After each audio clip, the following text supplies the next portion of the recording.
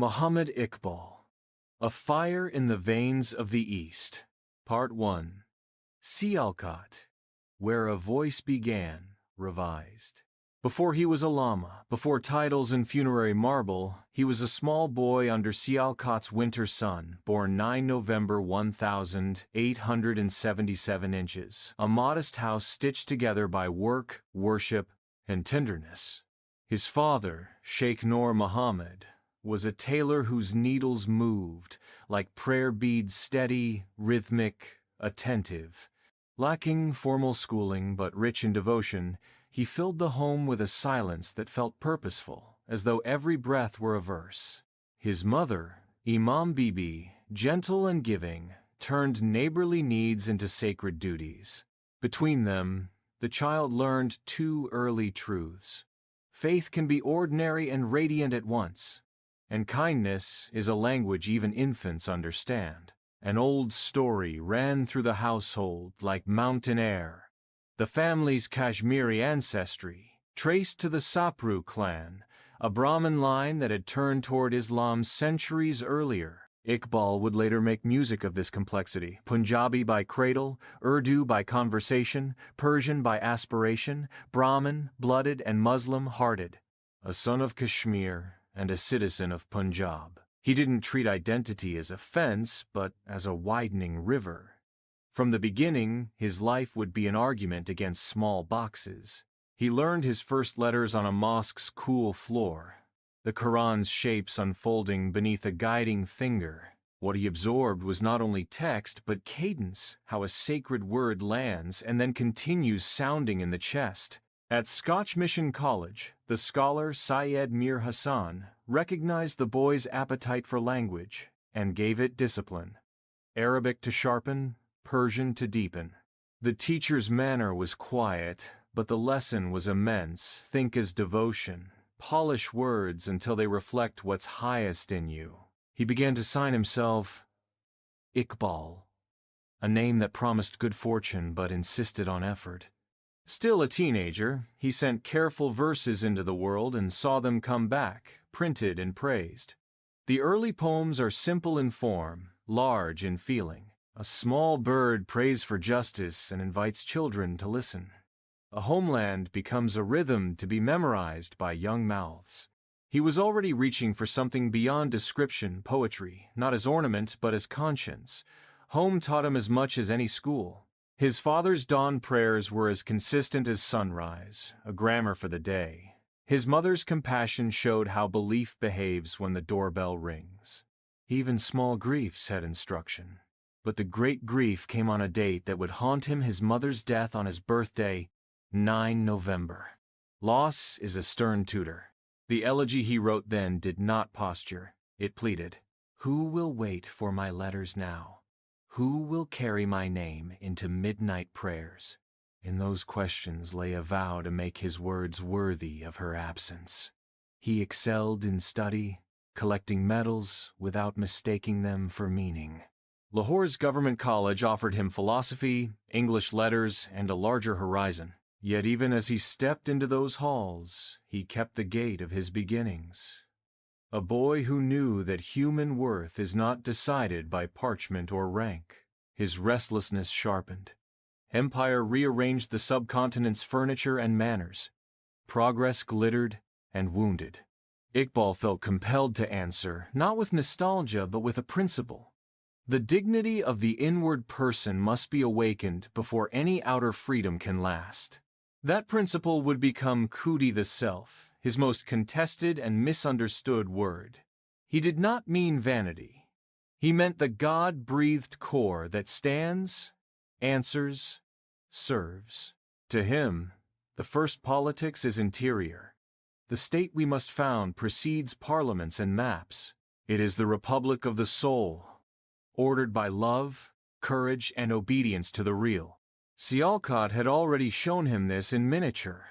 A house stitched by devotion, a street where neighbors' needs interrupted plans, a school where letters were ladders. The languages assembled in him like instruments tuning before a long concert. Punjabi gave him warmth and immediacy, the flavor of kitchens and courtyards. Urdu let him sing to the crowd without losing nuance. Persian opened an inheritance. Rumi's ocean, Hafez's lightning. He would later choose Persian often, not out of disloyalty to his first tongues, but because its metaphors could carry the philosophical freight he wanted to move.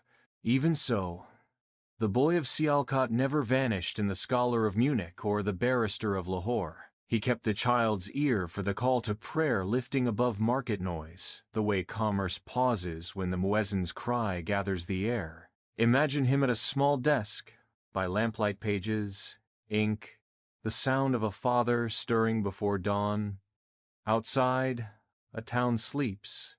Inside, a vow is forming. He will write for children and kings, for artisans and scholars, for a future that does not yet believe in itself. He will refuse the divorce papers modern life serves to the spirit. Poetry left to decorate, faith left to weekends, politics left to the shouters. He will braid them back together and insist that a nation is first a choir of awakened hearts. He carries his lineage without apology. Kashmiri, blooded, Punjabi, bred, Islamic in vision, Persian in metaphor, Indian by geography and history. He will later become an ardent advocate for Muslim selfhood on the subcontinent, but the seed of that advocacy is planted here in the way a tailor father bows over cloth as if over a prayer mat, in the way a mother's kindness convenes a neighborhood. If selfhood is sacred, then any politics that crushes it is blasphemy dressed as order. What did Sialkot give him? A grammar of tenderness, a rigor of worship, a sense that language can lift a people if it first lifts the person who speaks it. What did it take? His mother, and with her, a portion of his ease. The trade, though brutal, made him urgent. He would not waste the breath that grief had made so audible. He would make poems into ladders and arguments into lamps. He would learn, soon enough, the ways of Europe and the law, but the education that mattered most had finished its first course. Stand upright within, then speak, then build. Thus begins the journey not with a manifesto, but with a child repeating verses. A young man signing his name Iqbal, as if promising something to time. The trumpet of history is not yet at his lips. For now, there is only the steadying beat of a heart that refuses to be small. From this will come the books, the speeches, the thunder. From this quiet will come the call. Part 2. The Scholar's Journey.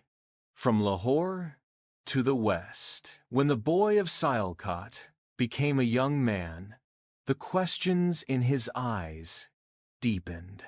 Lahore called to him the city of gardens and minarets, where tradition and ambition wrestled like twin suns. In 1895, at just 18, Muhammad Iqbal stepped into the grand halls of Government College, Lahore, carrying the quiet hunger of someone born to exceed the boundaries of his birthplace. He studied philosophy, English literature, and Arabic, a trinity of reason, language, and spirit. He devoured Plato, pondered Kant, admired Rumi, and still returned home to his father's soft-spoken faith. To many, philosophy was an academic exercise. To Iqbal, it was a way of asking God harder questions. His brilliance was impossible to ignore. He topped his classes, won medals, and earned the respect of his professors. Yet the classroom could not contain him. Every lecture only widened the horizon he wished to cross. Lahore in those years was both colonial and restless. The British Empire's shadow lay over its avenues. Progress gleamed, but at a cost. Iqbal saw educated men dazzled by Western reason yet ashamed of their own heritage. He saw others clinging to empty ritual, mistaking nostalgia for faith. Between these extremes, he sought a bridge, something that could reconcile intellect and spirit, East and West. After earning his master's degree in philosophy in 1899, he began teaching Arabic at the Oriental College in Lahore. There he became both instructor and poet, lecturing by day, writing by night. The poems that emerged like Parinde Ki Faryad, A Bird's Prayer, hinted at the compassion and moral restlessness that would define him. The bird in his verse was not just a creature, it was humanity itself, longing for the sky but caught in its own cage. Another poem, Tarana-e-Hindi, the Indian anthem, written for children, sang of unity and hope. In its refrain, Sar Jahan Seyaha Hindustan Hamara, better than the entire world is our India, he imagined a land bound not by blood, but by shared love. Ironically, this song of unity would outlive even the political fractures that came later, sung by millions long after his dream had evolved. But Lahore could no longer satisfy his intellectual hunger. His teacher and mentor, Sir Thomas Arnold, recognized the young man's potential and urged him to study further in Europe. "Go," Arnold told him, "the world must hear you before your own people will." And so, in 1905, Iqbal left India for the first time. The journey from Bombay's port to London's fog was not only geographical, it was spiritual. He went as a scholar, but he would return as a visionary. In England, he entered Trinity College, Cambridge, and soon after, Lincoln's Inn to study law. The young man from Sialkot walked now through cloisters once tread by Newton and Darwin. He learned the elegance of English debate, the logic of European thought, and the loneliness of being an outsider in an empire's heart. The English admired him his intellect, his courtesy, but he kept a quiet distance, as if protecting a sacred ember within. At Cambridge, he earned another bachelor's degree, mastering not just books, but the art of synthesis. He studied Nietzsche and Bergson thinkers who glorified life, will, and intuition, and began to sense a kinship between their ideas and the mystical fire of Rumi. He would later say, "Nietzsche proclaimed the death of God. Rumi taught me the life of the soul." Then came Germany. Munich offered him the rigor he craved. There, under Friedrich Hummel, he pursued a doctorate in philosophy, writing his thesis on the development of metaphysics in Persia. In the autumn of 1907, he became Dr. Muhammad Iqbal, his name now carrying the authority of scholarship. Yet, even as he earned his title, his heart remained turned toward poetry. In those years abroad, Persian returned to him like a calling. In Persian, he said, "I can speak to God. In Urdu, I can speak to my people." Europe fascinated and troubled him. Its cities shone with intellect, but, he felt, had misplaced their soul. Factories rose where faith once stood. Man had learned to fly, but forgot where to go. He saw art without reverence, knowledge without humility. "They have made the earth a marketplace," he wrote, "but lost the sky." Yet he never dismissed Europe with bitterness. He walked its gardens, admired its science, and honored its poets, especially Goethe, whose West-Ostlicher Divan, West-Eastern Diwan, would inspire his own Payam-e-Mashriq years later. To him, the West's strength was discipline, its weakness, spiritual amnesia. The East's strength was soul, its weakness, slumber. His mission was to awaken one with the lessons of the other. It was during this time in Heidelberg that he met Atiya Faizi, a modern, intellectual woman from Bombay who shared his fascination for ideas. Their friendship, conducted through long letters and conversations, revealed a tender and human Iqbal, torn between affection and ambition. In her company, he spoke not as a philosopher but as a man, wondering whether love could coexist with destiny. Yet destiny, as always, won. In Germany, he mastered the language within months and immersed himself in the poetry of Goethe and Heine. His professors marveled at how the Eastern student could grasp the spirit of their culture so swiftly and yet reinterpret it through an entirely different light. For Iqbal, every encounter was an exchange between civilizations. He did not borrow. He translated existence. In 1908, he returned to Lahore different, deeper, and silent for a time. The city that had once seemed wide now appeared small. He began teaching again at Government College, this time as professor of philosophy and English literature. He also opened a law practice, but his mind was never entirely in the courtroom. Between clients, he scribbled verses, building what would become Asrar-e Khudi, the secrets of the self. Europe had taught him that intellect alone cannot redeem humanity. Machines could move mountains, but not hearts.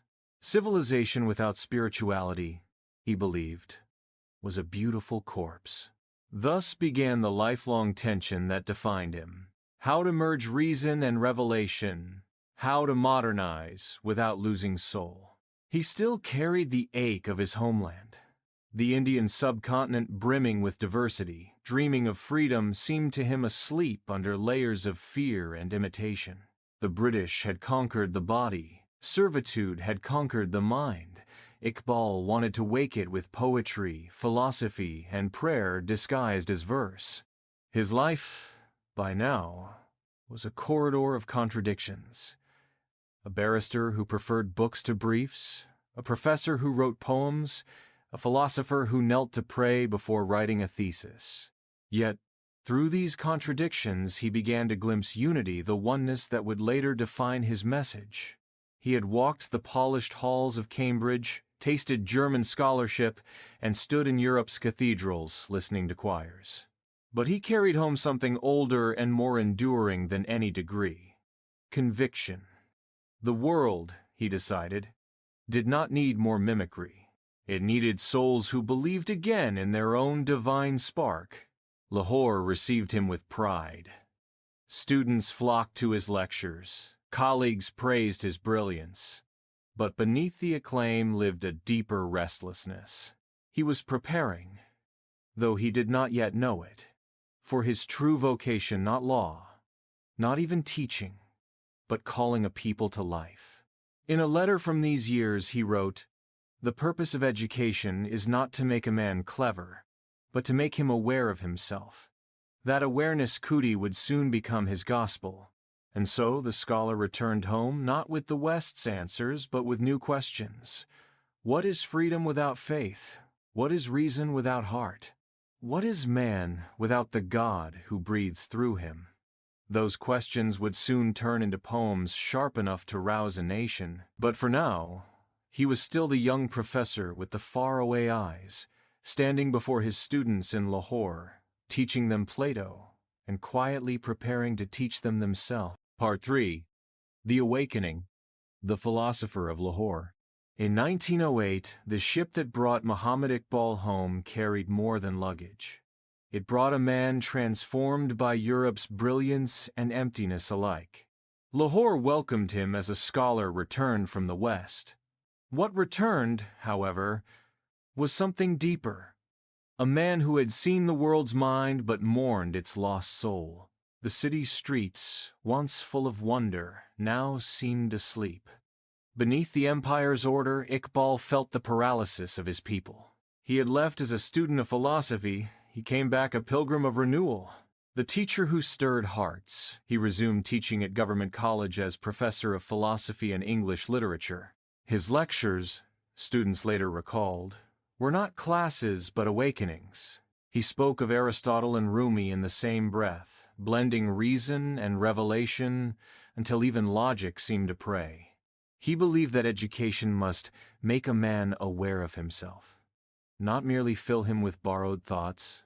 Teaching, however, was too small for his fire. He opened a law practice at the Lahore High Court, arguing cases by day, writing by night, but his true courtroom was the human spirit. The law dealt with quarrels. He wrestled with destiny. Secrets of the Self. In 1915 came Asrar-e Khudi, The Secrets of the Self, his first great Persian poem, and his philosophy in verse. The world, he felt, had forgotten the divine spark within each person. His self, Khudi, was not ego, but sacred potential, the breath of God inside man, meant to grow through struggle, discipline, and love. Strengthen yourself, he wrote, and the world will kneel before you. Some called him arrogant, others called him savior. But Iqbal's message was not pride, it was awakening. He demanded courage from the fearful, faith from the cynical. To bow before God, he said, one must first stand upright before men. 2 years later, he published Rumuz-e Khudi Secrets of Selflessness, a companion volume teaching that true individuality finds purpose only in service. The perfect man lives not for himself, but for his community. In these 2 works, he built the pillars of his thought: dignity of the soul and unity of the Ummah. Rumi's flame Rumi became his spiritual compass. He is my guide, Iqbal said. In Rumi's verses, he found both ecstasy and direction, the marriage of love and intellect he had sought since youth. The mystic's fire now burned in him as vision. The heart must lead reason, and reason must guard the heart. He wrote Persian poetry because, he said, it carried his ideas with clarity and music. Through it, he spoke not only to India, but to the whole East Persia, Afghanistan, Turkey, a shared tongue for a wounded civilization. A voice for renewal. Iqbal's fame spread swiftly. His poetry crossed classrooms and cafes, entering mosques and drawing rooms alike. Young men memorized his couplets. Old scholars debated them. He was calling Muslims to rediscover strength not in numbers or nostalgia, but in belief and creativity. In 1910, his Urdu poem Shikwa, The Complaint, shocked readers. He dared to question God. Why had the once mighty Muslims fallen so low? 2 years later came Jawabi Shikwa, The Answer, in which God replied, "You abandoned the path of struggle and faith. Rise again." Together, the poems became a national mirror, half lament, half command. The thinker of faith and reason. Even as his poetry thundered, Iqbal the philosopher was at work. His Reconstruction of Religious Thought in Islam argued that faith must evolve with knowledge, that Islam was a living, creative system, not a relic. The ultimate aim of the ego, he wrote, is not to see something, but to be something. He challenged both traditional scholars, afraid of change, and modernists ashamed of revelation. To him, the Quran itself urged renewal. Religion, he insisted, was not chains, but energy meant to inspire movement, science, and justice. The personal solitude. Behind the acclaim lived a man of solitude. His marriages brought brief companionship and frequent sorrow. Children came and went, some lost too early, some destined to continue his name. He loved deeply but lived restlessly, his devotion claimed by a higher purpose. In photographs, he looks calm yet distant, as though already listening to a voice beyond time. The political awakening. By the 1,920 seconds, thought turned to action. British India's Muslims, leaderless and anxious, sought a voice. Iqbal, though not a politician by training, began to shape one. In speeches and poems, he urged his people to reclaim spiritual and political selfhood. A nation, he said, cannot rise without faith in its own worth. His idea of Ummah grew larger, no longer a mere concept of religion but a moral fraternity, transcending race and geography. To live by Islam, for Iqbal, meant to live creatively, ethically, and with unity. He joined the All India Muslim League, not to chase office, but to lend it a soul. His words gave Muslims courage to think of themselves not as a frightened minority, but as heirs to a vast civilizational trust. Lahore's flame through the 1,910 seconds and 1,920 seconds. Lahore heard his voice at every gathering. He spoke of courage, discipline, and divine love. Become like the sun, he told the youth. Burn so others may see. His poetry turned prayer into call to action. He dreamed aloud of an India where Muslims could live by their faith and contribute to humanity, free from both fear and imitation. To the timid, he said, "You are the falcon, why crawl among sparrows?" Europe had given him intellect. Sialkot had given him faith. In Lahore, he fused them into prophecy. By the time Khudi had circled the world, his name carried an honorific, Allama Iqbal, the learned one. Yet to his students he remained a gentle teacher who paused mid-lecture to quote Rumi or whisper a verse in Persian that no one quite understood but everyone felt. He was not merely writing poetry, he was reteaching self-respect. To a generation bowed by colonial rule, he offered not complaint but command. Wake, for dawn has no patience. Lahore, once his classroom, had become his pulpit. From there he would soon step into history, carrying not a sword or a flag, but a pen that wrote like both. Part 4. The Poet of the Nation. By the late 1922, Muhammad Iqbal had become more than a poet. He was a voice that seemed to belong to history itself, half philosopher, half herald. His verses were no longer just literature. They were marching orders for the heart.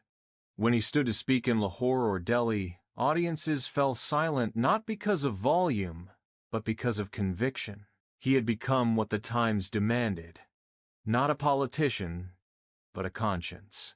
A nation half awake. The British Empire still ruled India.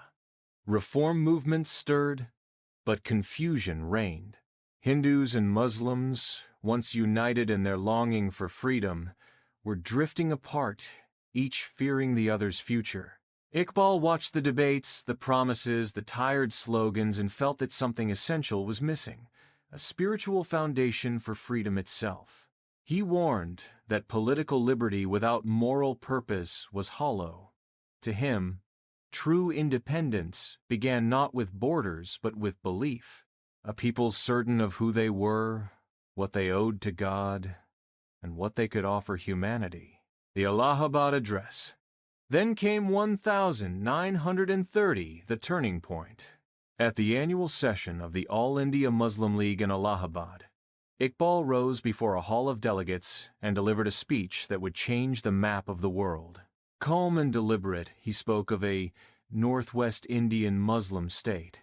He did not demand separation and anger, he envisioned it as renewal. Muslims, he argued, must live in an environment where their faith and culture could flourish freely, not in isolation from others, but as a living civilization contributing to all. I would like to see the Punjab, the frontier province, Sindh and Baluchistan amalgamated into a single state.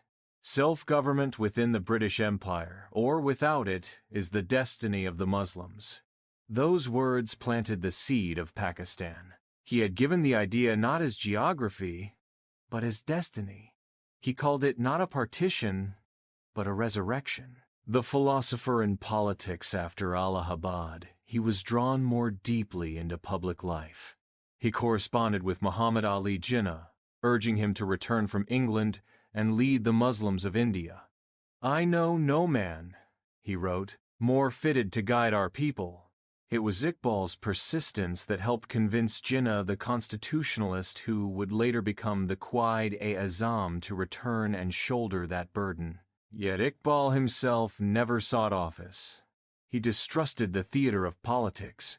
To him, leadership was moral first, administrative second. He served briefly in the Punjab Legislative Council, but soon withdrew, weary of bureaucracy. He preferred the pulpit of poetry to the desk of power. The voice of faith and rebellion, his later poems grew sharper, more universal. In Bal-e-Jibril, Gabriel's wing, Zarb-e-Kalim, the blow of Moses, and Armugan-e-Hijaz, the gift of Hijaz. He called out to the world condemning colonial greed, materialism, and moral decay.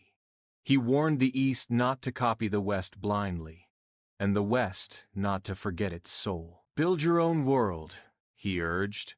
God has given you clay. Why wait for others to shape it? His poems echoed across Muslim lands, read in Cairo, Tehran, Kabul, and Istanbul. Rulers admired him. Revolutionaries quoted him. He spoke Persian to reach the wider East, Urdu to reach the street, and silence to reach God. The poet's pain. By the 1930 seconds, his health began to fail. Years of travel, work, and grief had worn him thin. He suffered from throat, illness, and fatigue, yet continued to write, dictating poems when his voice faltered. Visitors found him pale but radiant, his eyes still bright with inward fire. He had known love and loss. Friends like Sir Fazl I Hussein died, others drifted away. He buried his second wife. But sorrow did not silence him, it refined him. He once said, "The wound is where light enters the heart. Faith as revolution." Even near the end, he kept insisting that Islam was not nostalgia, but motion. "The Quran," he wrote, "is not a book of dead laws, it is a living organism." He believed that revelation and reason must walk together, each guarding the other. He wanted Muslims to be modern without becoming mimic, pious without becoming passive. He dreamt of universities alive with both science and spirit, of nations ruled by justice instead of fear. To him, the revival of faith was the precondition of every other freedom. He told students, "Your task is not to inherit a world, but to create one." The last years, by 1937, illness confined him largely to his home near the Badshahi Mosque. Friends gathered to hear his thoughts, students to hear a line of verse. He would speak slowly, as though translating what he heard from somewhere beyond. In those quiet years, he composed some of his most luminous poetry, including Pasche Bayed Kard, Ayakwam e Shark. What then must be done, O nations of the East? He had already answered his own question. Rise in selfhood, faith, and service, or vanish. On 21 April 1938, in the small hours before dawn, Muhammad Iqbal's breath left his body. He was 60. Lahore's streets filled with mourners. Men wept openly. They buried him at the steps of the Badshahi Mosque, facing the river Ravi, where even the wind seemed to recite his couplets. The living flame.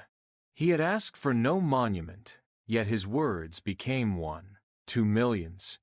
He remains not only the poet of Pakistan, but the conscience of the Muslim world, a thinker who dreamed of faith renewed, reason redeemed, and humanity awake.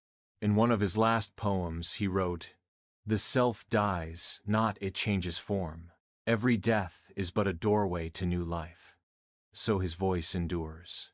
In every student reciting Lab Peyadi Hai Dua, in every thinker wrestling with faith and freedom, in every nation still trying to reconcile power and soul, his question returns. Are you awake yet? Part 5. The Legacy and the Dream of Pakistan. When Iqbal's body was lowered into the earth beside Lahore's Badshahi Mosque in April 1938, the sky above seemed still. The man who had written of flight was now motionless, yet his words refused to rest. From that day, his grave became less a place of mourning and more a point of departure. The dream outlives the dreamer. Iqbal did not live to see 1947 or the birth of Pakistan, but the dream was unmistakably his. The nation that would rise 9 years after his death bore the marks of his vision. A homeland not merely for safety, but for renewal, a moral experiment shaped by faith and selfhood. His Allahabad address had been a seed. Now it was becoming a map. Jinnah, the statesman he had urged back from London, carried the idea forward. In letters to Jinnah, Iqbal had written that the spiritual and political identity of Muslims demanded its own space to breathe, to enact the justice their faith envisioned. Islam is not a set of private beliefs, he wrote, but a complete system of life. To him, politics was never an end. It was a means toward the flowering of conscience. The homeland he imagined was not to be a fortress of exclusion, but a workshop of character, a place where religion and reason could meet, and where freedom meant moral responsibility. The architect of inner freedom.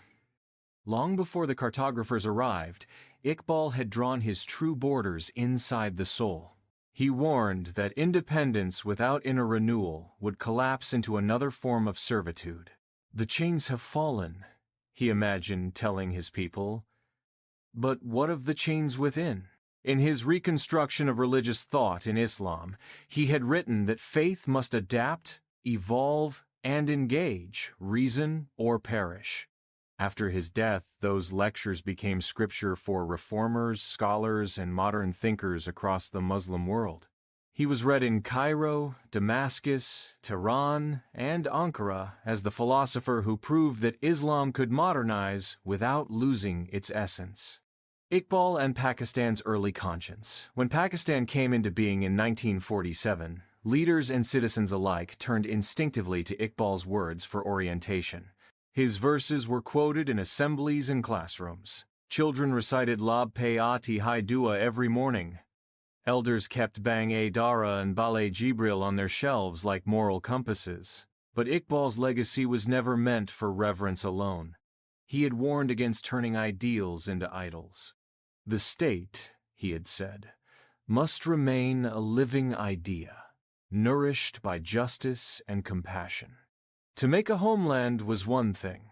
To make it moral was another. Without character, he had written, no nation can live, though its armies be strong. That warning still stands like a mirror before every generation that follows. The poet beyond borders. Though Pakistan claimed him as its spiritual founder, Iqbal belonged to more than one nation. India, too, remembers him as the poet who once wrote Sar Jahan Se Aha, the anthem of unity that predates partition. Iran hails him as Iqbal-e-Lahori, the Persian poet who revived the language of Rumi for a new century. Afghanistan reads him as the herald of freedom. The wider Muslim world sees him as the philosopher who rebuilt faith with reason. Across continents, his message converged on a single chord. That man is not a finished creature, but a divine project meant to strive, to rise, to co-create with God. His Insan-e-Kamil, the perfect man, was no superhuman figure, but one whose will, love, and knowledge were harmonized in service to others. The true believer, he said, is both humble before God and fearless before tyrants. The living flame. Each decade after his death seemed to bring his words new life. In movements for justice, reform, and self-determination, his poetry resurfaced like prophecy. His emphasis on Khudi self-realization through faith and struggle became a language for empowerment across Asia and Africa. Revolutionaries quoted him, mystics sang him. In Tehran, Ali Shariati called Iqbal a bridge between Rumi and the modern age. In Turkey, scholars studied his reconstruction of Islamic thought. In universities from London to Lahore, dissertations multiplied on the man who made poetry a tool of philosophy and philosophy a song of the heart. The philosopher and the youth. If there is one group he continues to haunt most, it is the young. Iqbal saw youth not as apprentices to the old world, but as its reformers. To them he said, "You are the falcon, your dwelling is the sky. Break the cage if you wish to be free." He believed every generation had to rediscover faith for itself, not inherit it like an heirloom. His concept of ijtihad, creative reasoning within Islamic law, remains a call for intellectual courage. For him, stagnation was sin, and ignorance a betrayal of the divine trust.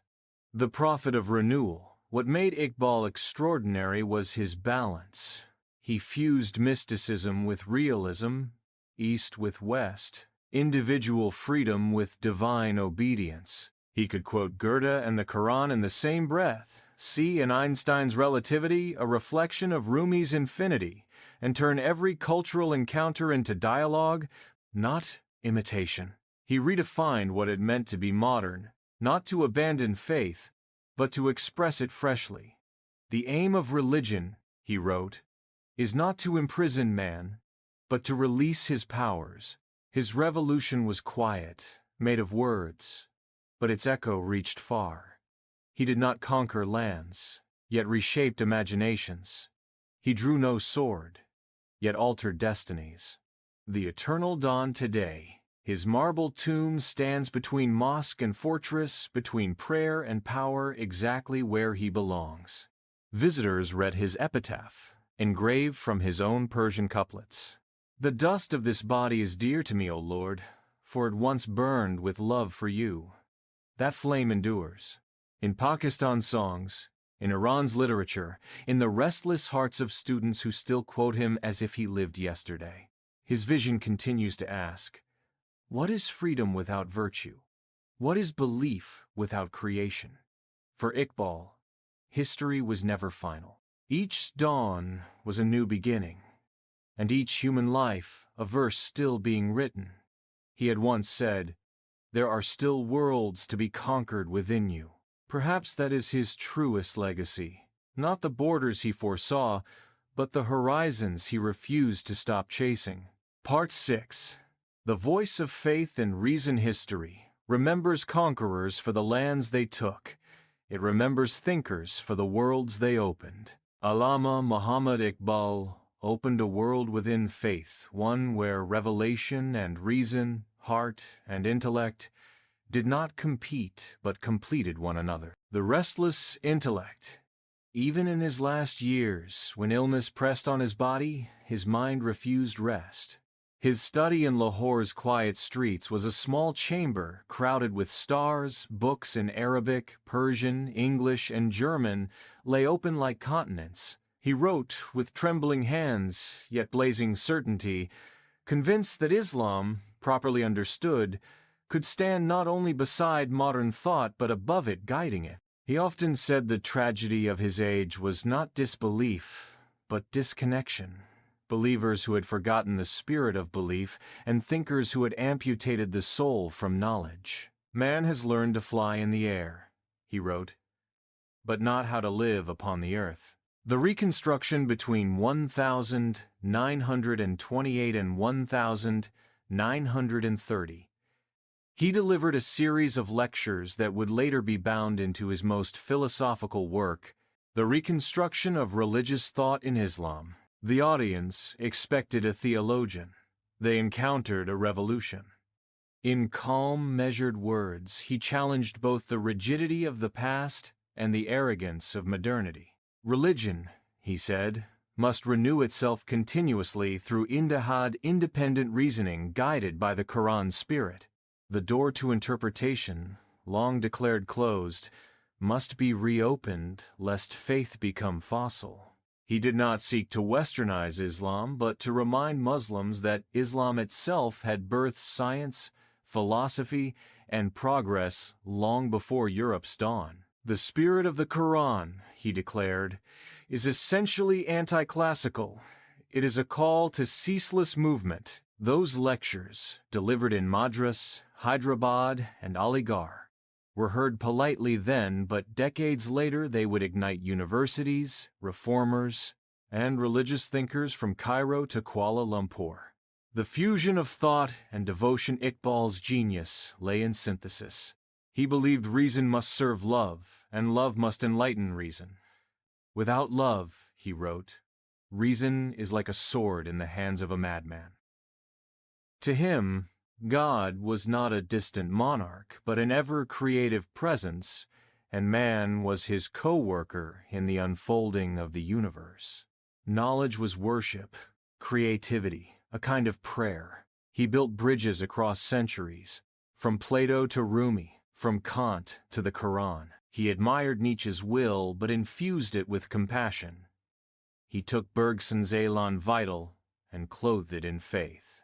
He stood at the crossroads of civilizations and refused to choose one over the other. My heart, he once said, is in the East, and my mind in the West, but both serve the same beloved, Islam and the modern mind.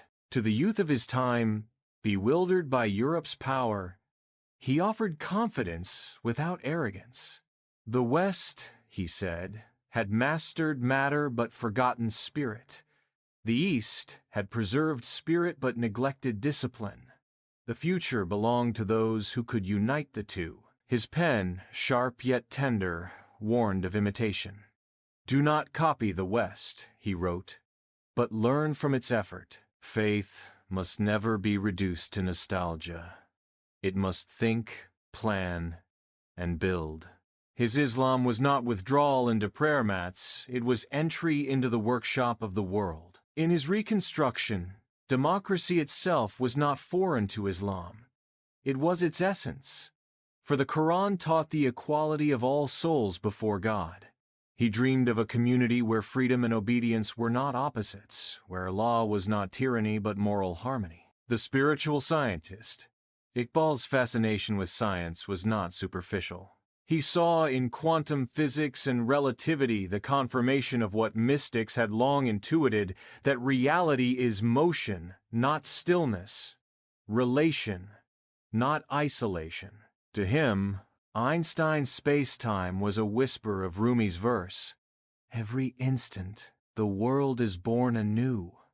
Thus, he urged scholars of Islam to engage science, not fear it. True knowledge, he said, can never contradict true revelation, for both spring from the same divine source. The Prophet, as ideal, at the heart of all his reasoning stood love, and at the center of that love stood the Prophet Muhammad, peace be upon him.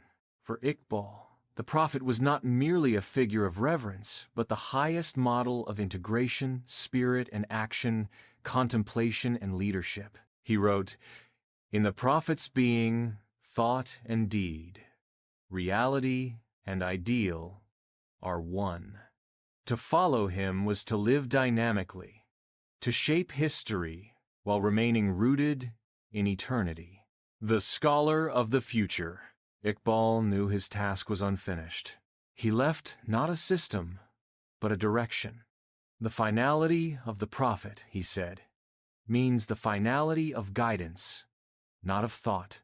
Revelation had ended, but understanding must continue forever. In this, he turned every believer into a thinker, and every thinker into a believer.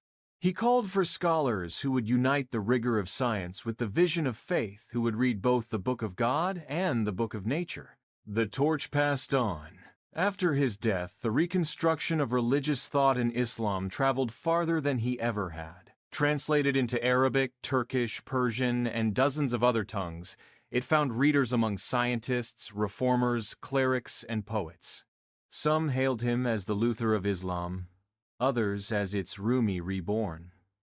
He accepted neither title, for his aim was not rebellion but rebirth. He did not wish to destroy theology but to awaken it from centuries of sleep. And so, the book remains a bridge across the centuries, a reminder that revelation is not opposed to reason, and that to think is itself a form of worship. The last thought. In one of his final letters, written in trembling ink, Iqbal confessed, "The intellect seeks the truth that it can prove. The heart seeks the truth it can love.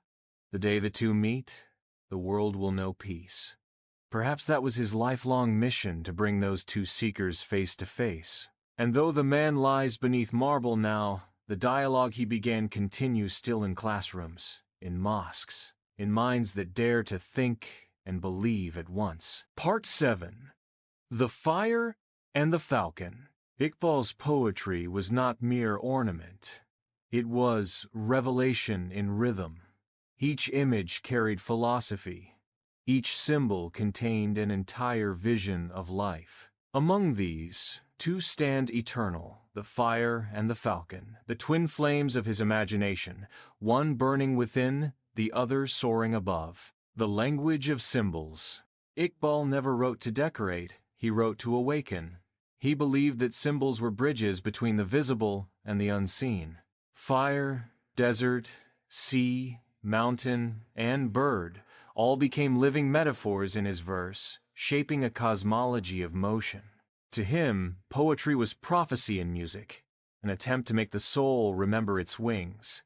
He once said, "The poet is the interpreter of the infinite to the finite." And so, when he spoke of light, he meant knowledge. When he spoke of wings, he meant faith.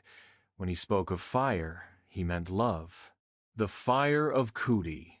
At the heart of his symbolism stood Khudi the self. It was not arrogance, but divine responsibility. The soul, he taught, must burn with love to realize its strength. Fire was the emblem of that struggle, the creative energy that refines the self, melts away weakness, and turns clay into spirit. He wrote, "What is the self? A flame born of God's breath. Let it burn bright, and the world will be illumined by your being. Without fire, the self withers into dust. With fire, it becomes creation itself." This was Iqbal's first revolution, to turn faith from submission without spirit into obedience born of power, the discipline of Khudi. Yet he also knew that unchecked flame can destroy. Thus, he paired Khudi with its counterbalance, Khudi selflessness. Where Khudi taught individuality, Khudi taught unity. The perfected soul, he said, stands strong yet serves humbly, for the self finds meaning only within the community. If Asrar-e Khudi was the song of awakening, Rumuz-e Khudi was its harmony. Together they formed a spiritual map, from selfhood to service, from I am to we are. In that balance, the fire does not consume, it warms. The falcon of freedom. If Khudi was his flame, the falcon, Shaheen, was his ideal. It appeared again and again in his Urdu poetry, solitary, proud, untamed, circling the highest peaks. To Iqbal, the falcon symbolized the believer who rises above comfort and imitation, living on effort, not dependence. He wrote, "I am the falcon. My abode is the summit of mountains. I do not make nests in the branches of gardens. The falcon eats little, flies high, and fears nothing. It does not beg for prey. It hunts. So must man," said Iqbal, "live by his labor, rely on his will, and soar where mediocrity cannot breathe." For youth, this image became a call to heroism. He despised complacency more than failure. "The falcon," he said, "falls, but falls from the sky." The desert and the sea. Iqbal's world of symbols was vast and elemental. The desert stood for solitude, the testing ground of prophets and poets. In its silence, man meets himself. The sea represented infinity and struggle, its waves the heartbeat of creation. He admired the pearl diver who risks drowning to find truth at the bottom of life's ocean. In one verse he cried, "Throw yourself into the sea, O diver. The treasure lies where fear forbids you to go." The sea was faith, the dive was effort, the pearl was discovery. Rumi's shadow, over all his symbols, hovered one name, Rumi. Iqbal called him Pir-e-Rumi, his guide. Just as Dante walked with Virgil through eternity, Iqbal walked with Rumi through the desert of modern doubt. He imagined their dialogue in his Persian masterpiece, Javid-Nama, a spiritual journey through the cosmos. There, under Rumi's guidance, he meets the souls of philosophers, saints, and rebels, ascending through celestial spheres. The poem is part epic, part revelation, a Muslim divine comedy written for a disenchanted age. Through it, he reminds his son, Javid, and the world that life's goal is not comfort but creation. The universe, he says, is still incomplete. God awaits the co-worker. The music of rebellion. Iqbal's fire was never quiet. His poetry throbbed with rebellion not against God, but against everything that made man forget him. He challenged monarchs, clerics, and scholars alike. To the rulers of the East, he warned that luxury kills nations. To the preachers, he said, "Faith without action is blasphemy." To the youth, he cried, "Break the idols of fear!" His rhythm marched like drums. Every verse sounded like a command. And yet beneath the thunder lay compassion, the fire of love that burns only to purify. The alchemy of the heart. Iqbal believed the transformation begins inside. To reform society, man must first conquer his own inertia.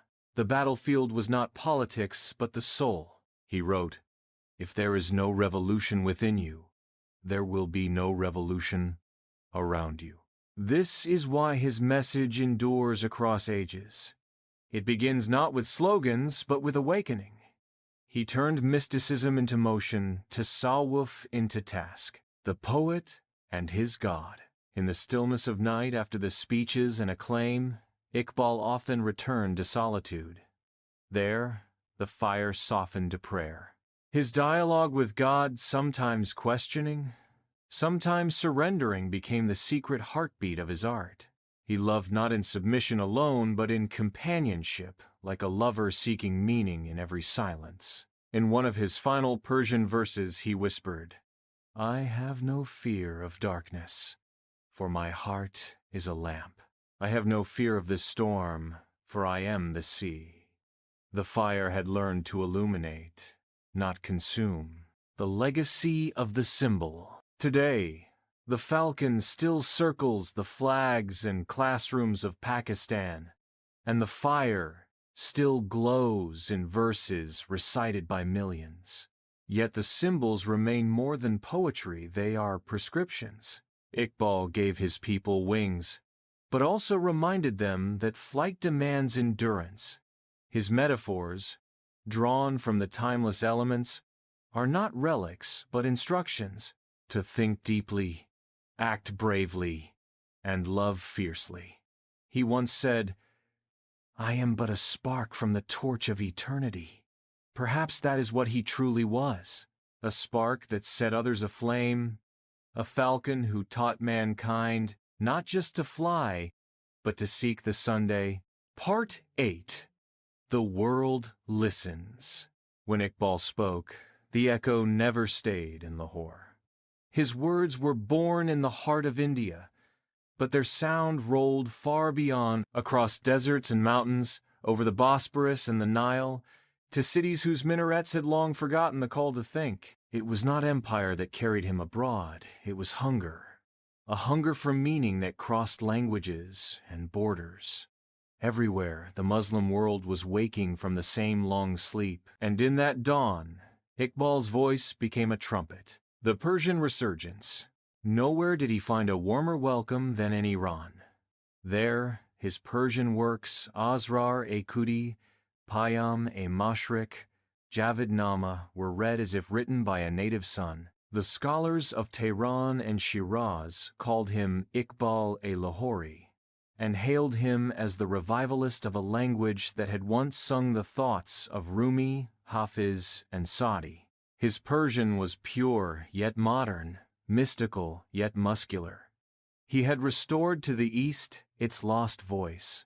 In Iran's newspapers, young poets began to imitate his rhythm. In universities, his Javid-Nama was discussed beside Rumi's Masnavi. Decades later, when Iran's revolutionaries searched for a bridge between Islam and freedom, they quoted Iqbal as one of their own. Ayatollah Khamenei would call him the philosopher who made faith dynamic again. Ali Shariati saw in him a model of spiritual rebellion, a thinker who married love and logic, the saint and the scientist. Turkey's admiration. In Turkey, Iqbal's poetry arrived like a gust of fresh wind. The nation had just emerged from the ruins of empire, and the question of identity hung heavy in the air. Could Islam and modernity coexist? Iqbal's answer came like a brother's counsel. He praised Ataturk's courage to revive sovereignty, but warned against cutting the roots of faith for the sake of progress.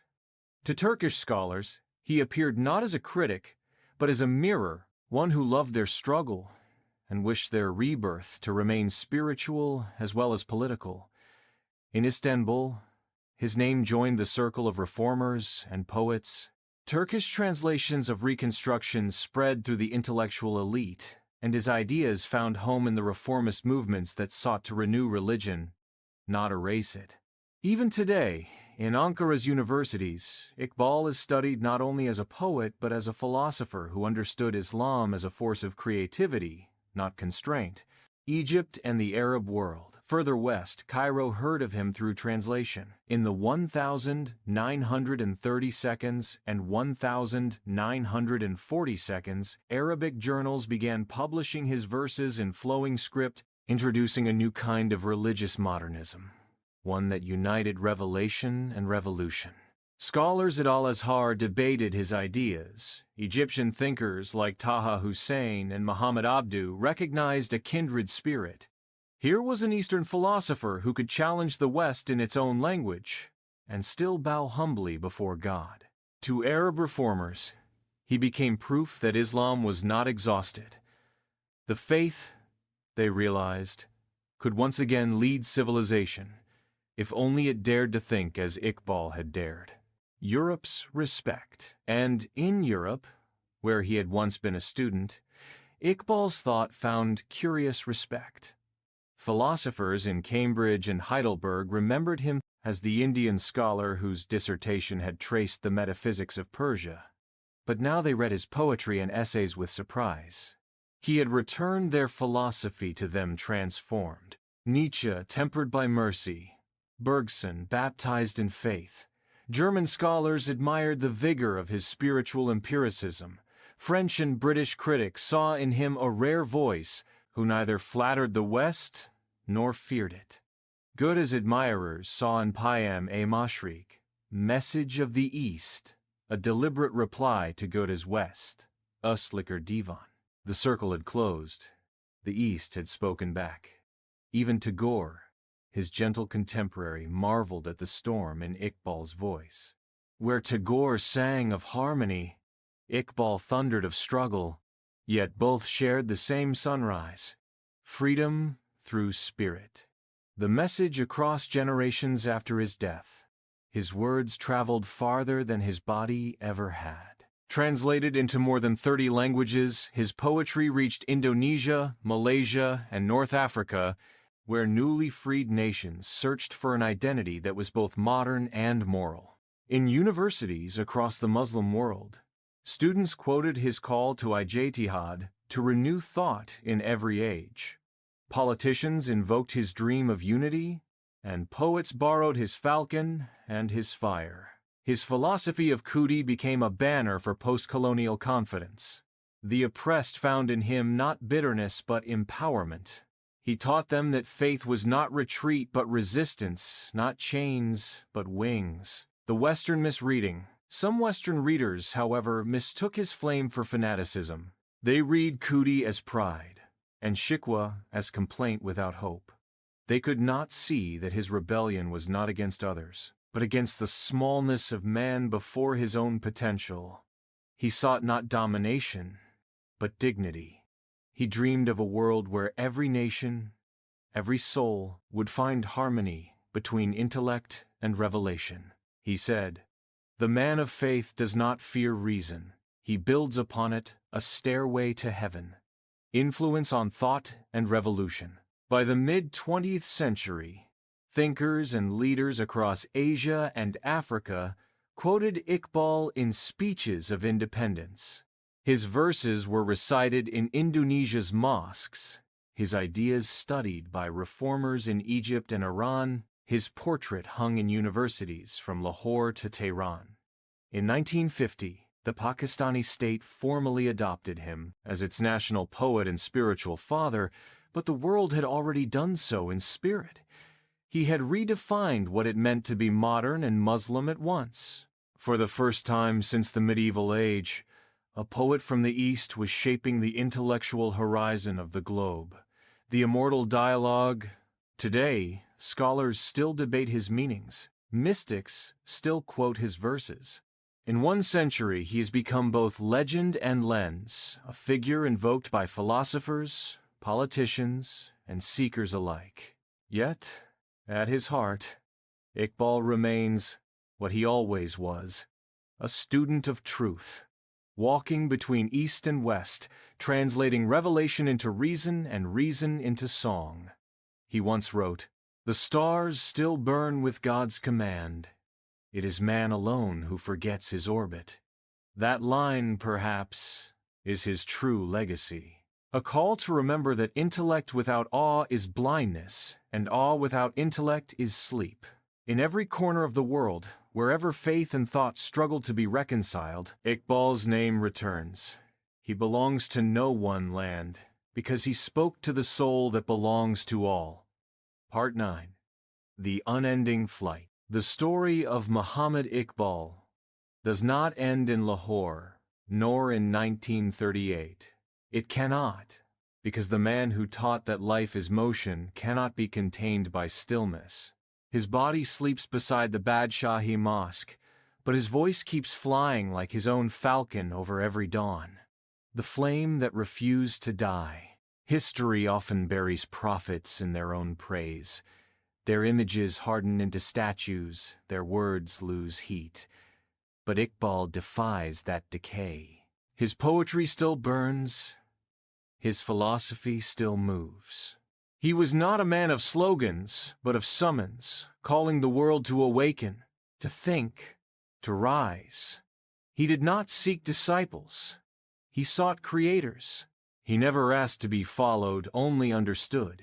His legacy was not a doctrine, but an energy, a way of seeing the divine in effort, the sacred in the act of becoming. The believer, he wrote, is one who creates worlds from his own soul. In that single line lies his immortality. The ongoing dialogue. Decades have passed, yet his questions remain alive. The clash between tradition and modernity, faith and freedom, identity and progress, these are not relics of his century. They are the pulse of ours. Whenever a young mind asks how to believe in an age of machines, whenever a nation struggles to unite conscience and technology, whenever a poet looks for meaning in a fractured world, Iqbal returns. He speaks to Muslims, yes, but also to anyone who feels the ache of disconnection between spirit and reason. For him, to think was worship, and to worship was thought. The revival of vision. In Pakistan, his ideas have become part of the national fabric. Schools begin mornings with his prayer, Lab pe aati hai dua. His image stands beside jinnahs on banknotes and in classrooms. Yet even there, he warns against comfort. His Pakistan was never meant to be a refuge from the world, but a moral experiment in it, a place where faith could guide modernity, not escape it. Every generation that reads him must ask, have we become what he dreamed or what he feared?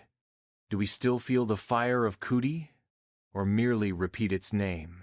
In the corridors of power, his words hang like reminders. The ultimate aim of the ego is not to see something, but to be something. That being remains the unfinished chapter of his dream.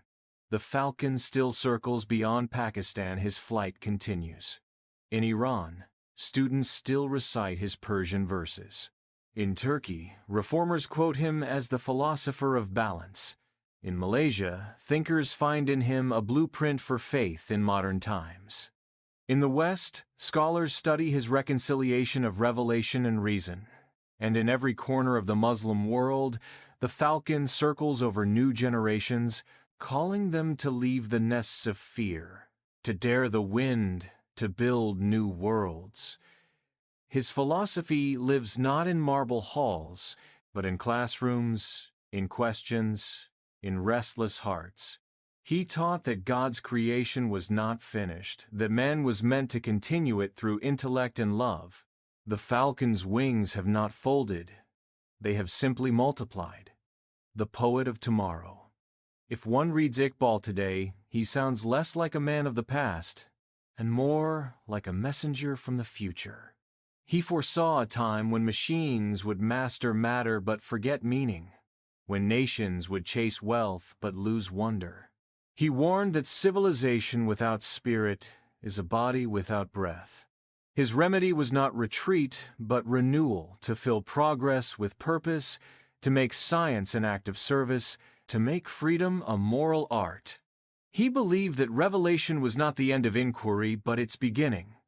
The Quran, for him, was a dynamic universe of ideas, inviting man to think, test, and transform. The believer, he wrote, is not he who waits for miracles, but he who performs them. That was his definition of faith, not resignation, but revolution. The unfinished symphony. Every age, he said, must compose its own music of belief. He offered not notes, but melody, not answers, but direction. In this lies his eternity.